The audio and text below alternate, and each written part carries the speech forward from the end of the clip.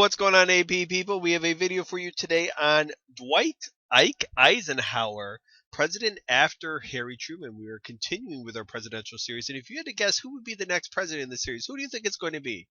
Huh? JFK. There you go. All right, background on Eisenhower. He was general during World War II, and he was in charge of the D-Day invasion. And here he is this picture taken the day before, I believe, the D-Day invasion. He believed in something called dynamic conservatism as president, and this was a continuation of key New Deal programs like Social Security. And you hear this term a lot, fiscally conservative, socially liberal. That's essentially what dynamic conservative is. And when Ike became president in 1952, here is the presidential map that you can see. He whooped Adlai Stevenson, who he was running against. And you can see that Eisenhower won virtually every state, especially some of these states in the South, like Tennessee and Florida, and even Virginia. So the Republicans are breaking into the area of the South that was traditionally Democratic, or the Solid South. Okay, we're going to jump ahead to some domestic policies under Eisenhower. Absolutely positively be familiar with the Interstate Highway Act. This was the largest public works project in United States history to that date. It created 42,000 miles of highways. And Eisenhower really wanted to focus on the Interstate Highway Act after coming back from Europe during World War II. He noticed how intact a lot of European roads were and how good they were, that he wanted to bring this to the United States. And you can see all the red lines were built under the Interstate Highway Act. And I live right about here in Buffalo, New York. And when I want to go to Cincinnati, it's fantastic. I hop on the 90 here. Woo, we're going 90 west and down there. Oh, we're on the 275 now. It's the same road, just changes names. Uh-oh, there we go. There we go. We are in Columbus. Oh my God. And we just hit Cincinnati right down here. It's a very simple trip. I do it many times a year. The Interstate Highway system cost $27 billion to make. And one of the reasons it was built was that citizens could use this for evacuation in case of nuclear war, so they could quickly escape large cities in case there was a nuclear war.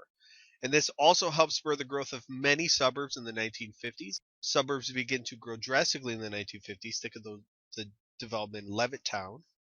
And Alaska and Hawaii are admitted under Eisenhower's administration as well as the 49th and 50th states respectively.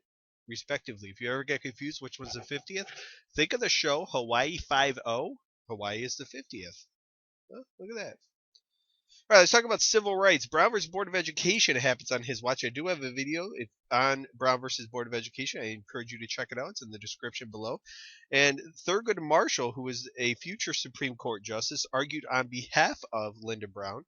And it goes to the Supreme Court, and the Supreme Court overturns Plessy versus Ferguson, which said that separate but equal is legal. Brown versus the Board of Education says that separate but equal is inherently unequal. So segregation is no longer allowed in schools. This leads to a couple years later, the Little Rock Nine in 1957. Governor Orville Faubus tried to block 9 African American students from entering Little Rock High School. Eisenhower turns the National Guard and forces these students to be able to go into school. You can see them being escorted by the guards.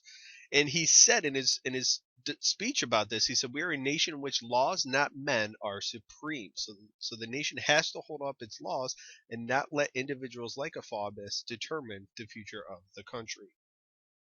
Let's go to the Cold War. This is a really big part of the 1950s. The Korean War ended under his administration. And remember, the Korean War was the first war that was fought in which African Americans fought in desegregated units. That goes back to Truman's executive order. Ike's Secretary of State was John Foster Dulles, and he believed in something called massive retaliation. And he believed in something called brinkmanship. And this was not being afraid to go to the edge of war. So the United States would not be afraid to go to war, especially nuclear war, if it called for that. Something else that develops during this time of theory is mutually assured destruction, or MAD, which actually kind of forces countries not to use nuclear weapons or be resistant to use nuclear weapons, because if the United States were to nuke the Soviet Union would turn around and nuke the United States. So you would essentially be nuking yourself if you nuked another country. Under Eisenhower's watch, we see Sputnik is launched by the USSR, the first satellite into outer space.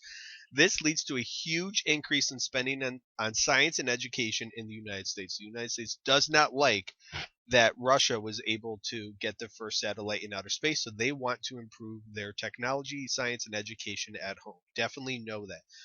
One of the last major events of Eisenhower's presidency is the U-2 spy plane that was shot down by the Soviets, and U.S. pilot Francis Gary Powers was captured, and they were spying on the Soviet Union, and the Soviet Union was not happy, and the U.S. and the Soviet Union actually canceled a conference that they were about to attend shortly after the plane was shot down, and this drastically increases tensions between the two countries. Let's go to foreign policy. The Eisenhower Doctrine. Just like many other presidents, he issues his own doctrine. And just like virtually all other presidential doctrines, this deals with communism. So there's this fear that communism could progress to Middle Eastern countries, and that would affect the world, especially when it comes to oil. So the president could provide military and economic aid to nations resisting communism. Let's go to Iran, and this is a very key moment in United States history in the Middle East. There was this elected leader of Iran, Mossadegh, who was overthrown. And then the CIA institutes this guy on the right, Shah Pahlavi, as the new leader of Iran. He was a very pro-Western individual, and many people around were upset with the Shah, one, for being instituted by the CIA, and two, because he was a brutal totalitarian leader. He will be overthrown in 1979. The Suez Crisis also occurs on Eisenhower's watch, and this deals with the Suez Canal. And the Egyptian president Nasser nationalized. So you see this word nationalized. That means when a country takes over something, takes over land that belongs to another country. France, Britain, and Israel do not like this, so they attack Egypt. And a lot of that area of land that he nationalized belonged to Britain. So France, Britain, and Israel attack Egypt.